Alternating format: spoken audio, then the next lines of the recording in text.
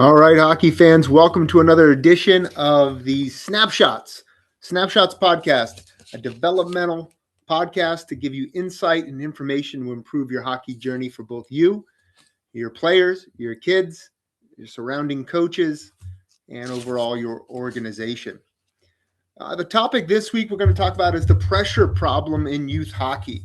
That certainly has had a very dynamic shift since I was a kid. And in one generation, it's youth hockey looks very different than this sport that I grew up in coastal New Jersey.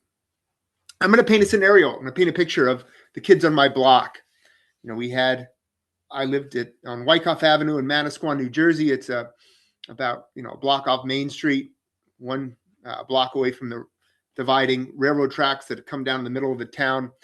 And I had neighbors that had 4 kids. I had across the street who had 4 kids, the Kovacs family. Down the street, we had the Patterson family, which had 6 kids. The Blooms had 2 or 3 kids. I don't remember. The Shanks had like 3 kids.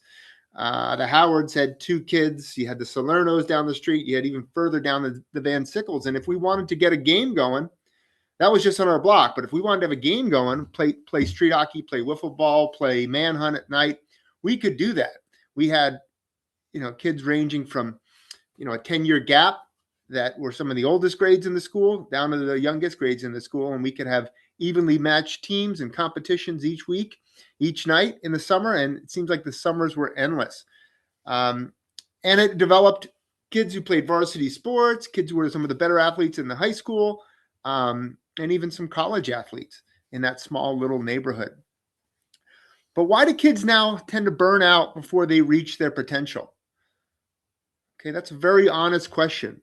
None of the kids on my block, really, we burned out. We just love playing sports and playing hockey. And, this is my career now, being a hockey enthusiast and being a hockey coach. But why do kids burn out? And it's really the monetization and the changing of the landscape within hockey. This topic is super important because kids right now are feeling the pressure and anxiety of preparing for these summer tournaments, tournament teams, getting ready for their AAA season next year. And they worry about falling behind. Same with parents. Parents are worried about falling behind in this very expensive hockey culture. Now, I gave you the scenario of my little coastal neighborhood in Manasquan, New Jersey, where we could play all the time with our friends, play a variety of different activities, develop as athletes, but also as a community of kids in the same school. The youth hockey program that I grew up playing in, the Brick Hockey Club, has produced some great players. Jim Dowd, obviously the Dowd family, a number of Division I players. I grew up around, the Acropolis family was a very good hockey playing family. All their kids played college hockey. But one of the generation that came after me was the Van Riemsdijks, Trevor and James Van Riemsdijk, also Brendan Van Riemsdijk. And, the first one of that family was the second overall pick in the NHL draft for the Philadelphia Flyers, James Van Riemsdijk. And he played Brick Hockey Club all the way up to about his sophomore year in high school, where he also played high school hockey for Christian Brothers Academy in Lincroft, New Jersey.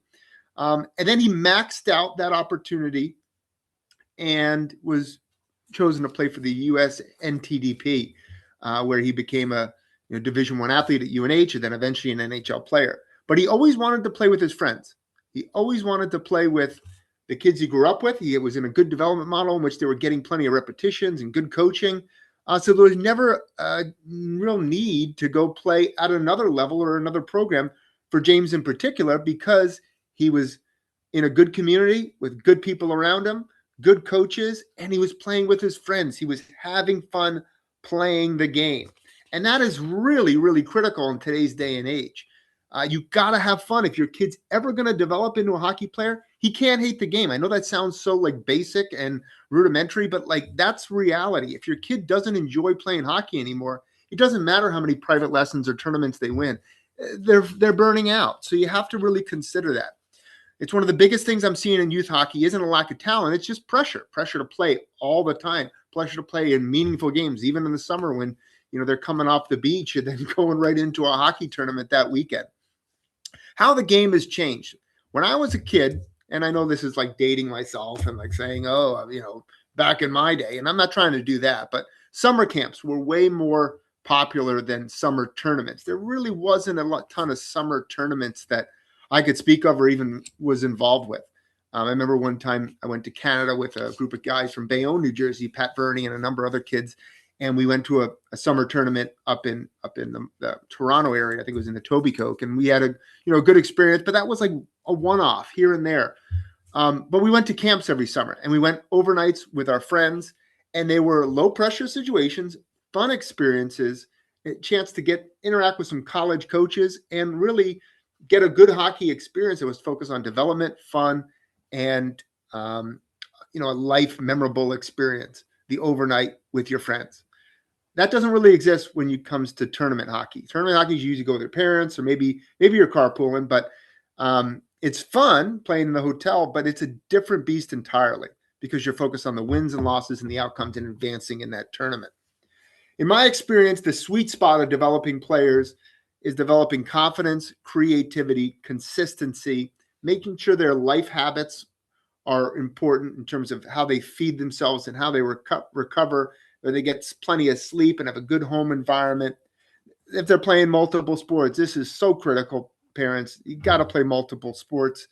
And then puck touches and decision making. So when you play in a tournament and you play 10 minutes a game, are you getting the same amount of puck touches as you are in a camp where you're on the ice for an hour and a half in the morning and then later in the afternoon? Of course not.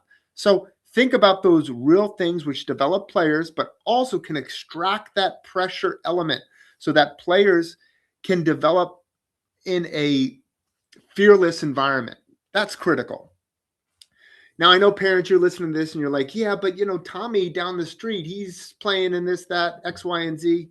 Or, that Van Riemsdyk analogy, that's just one player. Every other player does this. I can tell you from experience, the parent trap is a real issue. You have a fear of missing out. You're seeing other people excel in certain situations and you're saying, why not my kid? But it's not always right for your kid. Every kid is different. And we have to really evaluate what our kid is and what works for him, where he is at socially, mentally, physically, all those things, and find the best solution to his particular case study. Parents, if you want to remove pressure, stop coaching from the stand. Stop post-game breakdowns. Stop comparing your kids to other kids on the team, neighborhood, organization, whatever it may be, and then stop chasing status. Chasing, little Tommy had, 3 goals this game. You only had 1. You're just as good a player. No, that's not healthy. Okay, emotional volatility is a problem. You want to be consistent for your kids, and heck, I fall in the same issue oftentimes. But you always got to strive to be the adult in the room and try to do what's right for your kid. Most parents are trying to help. I get it, but pressure and support are not the same thing. There's a very strong difference. Now, what I do if I have a 10-year-old to 14-year-old right now, and I do. My son Barron is 10 years old. He's going to be 11 in October. We've taken a different approach. Barron has a lot of things he's passionate about. He's passionate about art. He's passionate about comics. He's passionate about characters and character development. He likes hockey, and that's great, but he also likes some other sports. He wants to do more soccer in this fall. He's talked to me about. We tried MMA this spring. That was at times fun. He might not be doing it again in the future, but he tried it, and that's important. So you got to prioritize joy. You got to focus on skills and habits for their long-term development. You have to protect their confidence. Protect that. Because once a kid loses confidence in their inability to excel in whatever endeavor they're trying to do, it's oftentimes a recipe for the end being in sight. Avoid that constant comparison. Stop chasing every trend or every little thing you see on social media that may improve your kid, and look at your kid through an objective lens. And then focus on long-term development. Long-term development. How many kids these days are practicing other sports or outside just having fun in a fun environment where they can just be a kid and be an athlete? Those are super important. So this podcast is a little bit shorter than last week, but it's really focused on, having a clear objective and clear destination in mind, parents. what is our long-term development when it comes to our athlete? What's important to us? How can we alleviate that pressure for our kids? And I think some of the most important ways we can alleviate that pressure is by taking them out of win-loss situations early on to focus on their long-term development, skills, and coordination and balance and athleticism. And it's focusing on decompressing the situation. So not 12 months of hockey every single year, but rather maybe 6 to 8 months with a chance to pull back and have them miss the game so that they're energized to take the ice again. Too much pressure, kids burn out. Hockey parents need to hear this. AAA is good for some kids, but it's not right for every kid. Sometimes they need a slow build to get to where they need to go, and development is important, not just random tournaments because little Johnny down the street is doing the same thing. Make sure you alleviate that pressure in order to have a development focus on your kid where they can have fun, build on their own, develop that team camaraderie and stick-activity, which can allow them to pursue these goals further down the road. Thanks for listening, folks. Remember, Mr. Lemon Wax, that's our sponsor for our show. Mr. Lemon Wax is a wonderful product. It's made in the USA. It's hand-poured. It's great for that tact on your stick with the right amount of feel and touch. And it's a product that is available online, and our Wolves program has used it for 3 years, and we've loved having that available to our athletes. So make sure you check out Mr. Lemon Wax. Also, check out my Substack. It's called the Hockey Development Hub. It's a great resource for all players and parents to get weekly information that can help them or their athlete improve their game. Also, the www.aihockeyadvisor.com.